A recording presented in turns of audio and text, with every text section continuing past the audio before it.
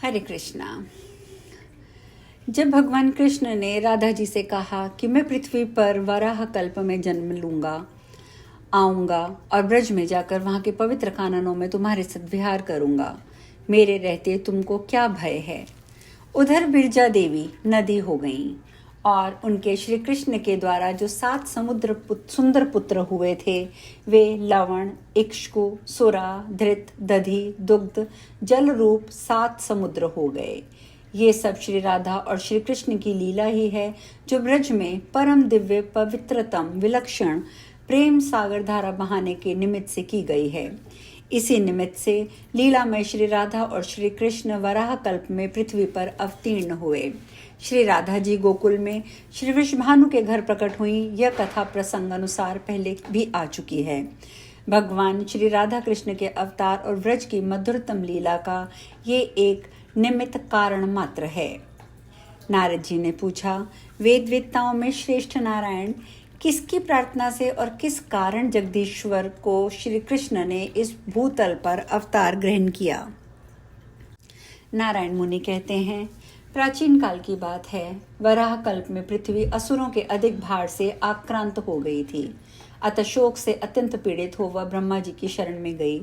उसके साथ असुरों द्वारा सताए गए देवता भी थे, जिनका चित्त अत्यंत उद्विग्न हो रहा था। पृथ्वी उन देवताओं के साथ ब्रह्मा जी की दुर्गम सभा में गई।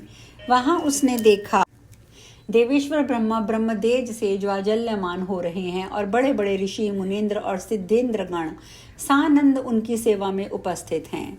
ब्रह्मा जी कृष्ण इस दोष अक्षर के परम ब्रह्म स्वरूप मंत्र का जप कर रहे थे। उनके नेत्र भक्ति जनित आनंद के आंसुओं से भरे थे और संपूर्ण अंगों में रोमांच हो आया था। मुने, देवताओं सहित पृथ्वी ने भक्ति भाव से चतुरानन को प्रणाम किया और दैत्यों के एक भार आदि का सारा वृतांत कह सुनाया। आंसू भरे नेत्रों और पुलकित शरीर से वह ब्रह्मा जी की स्तुति और रोदन करने लगी। तब जगत द्वाता ब्रह्मा जी ने उनसे पूछा, भद्रे, तुम क्यों स्तुति करती हो, क्यों रोती हो? बताओ, किस उद्देश्य से तुम्हारा आगमन हुआ है? विश्वास करो, तुम्हारा भला होगा। कल्याणी, सुस्थिर हो जाओ, मेरे रहते तुम्हें क्या भय है। इस प्रकार पृथ्वी को आश्वासन देकर ब्रह्मा जी ने देवताओं से आदरपूर्वक पूछा, देवगण, किस लिए तुम्हारा मेरे समीप आगमन हुआ है? ब्रह्मा जी की बात सुनकर देवता लोग उन प्रजापति से बोले, प्रभो, पृथ्वी दैत्यों के भार से दबी हुई है और हम भी उनके कारण संकट में पड़ गए हैं। दैत्यों ने हमें ग्रस लिया है। आप ही जगत के सृष्टा हैं, शीघ्र ही हमारा उद्धार कीजिए। ब्राह्मण, आप ही इस पृथ्वी की गति हैं, इसे शांति प्रदान करें। पितामह, यह पृथ्वी जिस भार से पीड़ित है उसी से हम भी दुखी हैं, अतः आप उस भार का हरण कीजिए। देवताओं की बात सुनकर जगत सृष्टा ब्रह्मा ने पृथ्वी से पूछा, बेटी, तुम भय छोड़कर मेरे पास सुखपूर्वक रहो। पद्मलोचने, बताओ, किनका ऐसा भार आ गया है जिसे सहन करने में तुम असमर्थ हो रही हो? भद्रे, मैं उस भार को दूर कर दूंगा, निश्चय ही तुम्हारा भला होगा। ब्रह्मा जी का ये वचन सुनकर पृथ्वी के मुख पर और नेत्रों में प्रसन्नता छा गई। वह जिस कारण से इस तरह पीड़ित थी, उन अपनी पीड़ा की कथा को उन्होंने कहना आरंभ कर दिया। पृथ्वी बोली, तात सुनिए, मैं अपने मन की व्यथा बता रही हूँ। विश्वासी बंधु बांधव के सिवा किसी को भी मैंने ये बात नहीं बताई, क्योंकि स्त्री जाति अबला होती है। अपने सगे बंधु, पिता, पति और पुत्र सदा उसकी रक्षा करते हैं, परंतु दूसरे लोग निश्चय ही उसकी निंदा करने लगते हैं। जगत पिता, आपने मेरी सृष्टि की है, अतः आपसे अपने मन की बात कहने में मुझे कोई संकोच नहीं है। मैं जिनके भार से पीड़ित हूँ उनका परिचय देती हूँ, सुनिए। जो श्री कृष्ण भक्ति से हीन हैं, जो श्री कृष्ण भक्त की निंदा करते हैं, उन महापातकी मनुष्यों का भार वहन करने में मैं सर्वदा असमर्थ हूँ। जो अपने धर्म के आचरण से शून्य तथा नित्य कर्म से रहित हैं, जिनकी वेदों में श्रद्धा नहीं है, जिनके भार से मैं पीड़ित हूँ, जो पिता, माता, पुत्र, गुरु, स्त्री, पुत्र, पौष्य वर्ग का पालन पोषण नहीं करते हैं, उनका भार वहन करने में मैं असमर्थ हूँ। पिताजी, जो मिथ्यावादी हैं, जिनमें दया और सत्य का अभाव है, तथा जो गुरुजनों और देवताओं की निंदा करते हैं, उनके भार से मुझे पीड़ा होती है। जो मित्रद्रोही, कृतघ्न, झूठी गवाही देने वाले, विश्वासघाती तथा धरोहर हड़प लेने वाले हैं, उनके भार से मैं पीड़ित रहती हूँ। जो कल्याणमय सूतकों, साम मंत्रों तथा एकमात्र मंगलकारी श्रीहरि के नामों का विक्रय करते हैं, उनके भार से मुझे कष्ट होता है। जो जीवघाती, गुरुद्रोही, ग्राम पुरोहित, लोभी, मुर्दा जलाने वाले तथा ब्राह्मण होकर शूद्रान्न भोजन करने वाले हैं, उनके भार से मुझे कष्ट होता है। जो मूढ़ पूजा, यज्ञ, उपवास, व्रत नियम को तोड़ने वाले हैं, उनके भार से भी मुझे बड़ी पीड़ा होती है।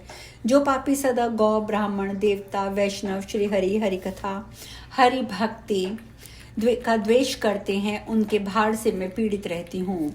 विधे शंखचूड़ के भार से जिस तरह मैं पीड़ित थी, उससे भी अधिक दैत्यों के भार से पीड़ित हूँ। प्रभो, यह सब कष्ट मैंने कह सुनाया, यही मुझ अनाथ का निवेदन है। यदि आपसे मैं अनाथ हूँ तो आप मेरे कष्ट के निवारण का उपाय कीजिए। यूं कहकर वसुधा बारंबार रोने लगी। उनका रोदन सुनकर कृपा निधान ब्रह्मा जी ने उनसे कहा, वसुधे, तुम्हारे ऊपर जो 10 भूत राजाओं का भार आ गया है, मैं किसी उपाय से अवश्य ही उसे हटाऊंगा। पृथ्वी को इस प्रकार आश्वासन देकर देवताओं सहित जगत भ्राता ब्रह्मा भगवान शंकर के निवास स्थान कैलाश पर्वत पर पहुंचे। वहां पहुंचकर विधाता ने कैलाश के रमणीय आश्रम और भगवान शंकर को देखा। वे गंगा जी के तट पर अक्षय वट के नीचे बैठे हुए थे। उन्होंने व्याघ्र चर्म पहन रखा था। दक्ष कन्या की हड्डियों के आभूषणों से विभूषित थे। उन्होंने हाथ में त्रिशूल और पट्टिश धारण कर रखा था। उनके 5 मुख और प्रत्येक मुख में 3-3 नेत्र थे। अनेक सिद्धों ने उन्हें घेर रखा था। वे योगेंद्र गण से सेवित थे और कौतूहल पूर्वक गंधर्वों का संगीत सुन रहे थे। साथ ही अपनी ओर देखती हुई पार्वती की और प्रेम पूर्वक तिरछी नजर से देख लेते थे। अपने 5 मुखों द्वारा श्रीहरि के एकमात्र मंगल नाम का जप करते थे। गंगा जी में उत्पन्न कमलों के बीजों की माला से जप करते समय उनके शरीर में रोमांच हो आता है। इसी समय ब्रह्मा जी पृथ्वी तथा नतमस्तक देव समूह को साथ लेकर महादेव जी के सामने जा खड़े हुए। जगत गुरु को आया देख भगवान शंकर शीघ्र ही भक्ति भाव से खड़े हो गए। उन्होंने प्रेम पूर्वक मस्तक झुकाकर उन्हें प्रणाम किया और उनका आशीर्वाद प्राप्त किया। तत्पश्चात सब देवताओं और पृथ्वी ने भी भक्ति भाव से चंद्रशेखर शिव को प्रणाम किया और शिव ने उन सबको आशीर्वाद दिया। प्रजापति ब्रह्मा ने पार्वतीनाथ शिव जी से सारा वृतांत कह सुनाया। वह सब सुनकर भक्तवत्सल शंकर जी के तुरंत ही उन्होंने स्वयं का मुंह नीचे कर लिया। भक्तों पर कष्ट आया सुनकर पार्वती और परमेश्वर श्री शिव को बड़ा दुख हुआ। तदंतर ब्रह्मा जी और शिव जी ने देव समूह और वसुधा को यत्नपूर्वक सांत्वना देकर घर लौटा दिया। फिर वे दोनों देवेश्वर तुरंत धर्म के घर आए और उनके साथ विचार विमर्श करके वे तीनों श्रीहरि के धाम को चले गए। भगवान ने उस परम धाम का, जिसका नाम वैकुंठ था, वह जरा और मृत्यु को भी दूर भगाने वाला है। ब्रह्मांड के ऊपर उसकी स्थिति है। वह उत्तम लोक मानो वायु के आधार पर स्थित है। वास्तव में वह चिन्मय लोक श्रीहरि से भिन्न न होने के कारण अपने आप में ही स्थित है। उसका कोई आधार नहीं है। उस सनातन धाम की स्थिति ब्रह्मलोक से 1 करोड़ योजन ऊपर है। दिव्य रत्नों से निर्मित है। पद्मराग और नील मणि से बने हुए राजमार्ग उस धाम की शोभा बढ़ाते हैं। मन के समान तीव्र गति से जाने वाले वे ब्रह्मा जी, शिव जी और धर्म सब के सब उस मनोहर वैकुंठ धाम में जा पहुंचे।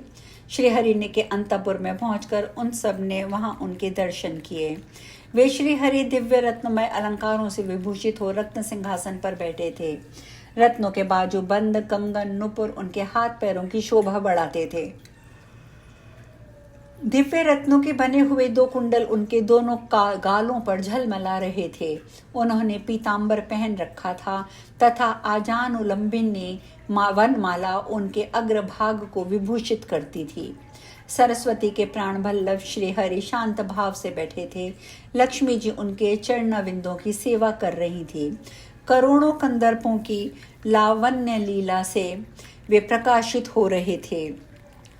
उनके 4 भुजाएं थी, मुख पर मंद मुस्कान की छटा छा रही थी। सुनंद, नंद और कुमुद आदि पार्षद उनकी सेवा में जुटे थे। उनका संपूर्ण अंग चंदन से चर्चित था तथा उनका मस्तक रत्नमय मुकुट से जगमगा रहा था। वे परमानंद स्वरूप भगवान भक्तों पर अनुग्रह करने के लिए व्याकुल दिखाई देते थे।